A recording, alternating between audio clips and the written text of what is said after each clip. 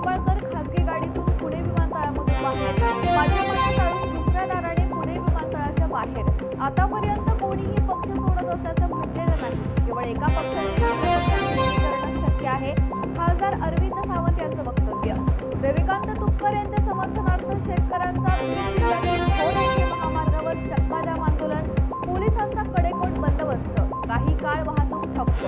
बीडचे शिवसेना उपनेते नारायण शिंदे यांच्यावर हल्ला, वाळू माफियांची जिल्हाधिकाऱ्यांकडे तक्रार केल्यानं तिघांकडून शिंदेंवर हल्ला, गेवराई पोलीस स्टेशनमध्ये गुन्हा दाखल.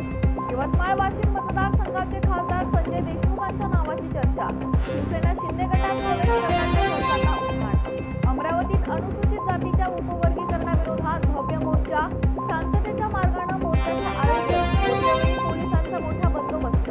कोल्हापूरच्या करवीर निवासिनी महालक्ष्मी मंदिर परिसरात अतिक्रमण हटाव मोहीम, परिसरातील अनधिकृत बांधकामे, फेरीवाले आणि अतिक्रमणे हटवण्यासाठी संयुक्त कारवाई.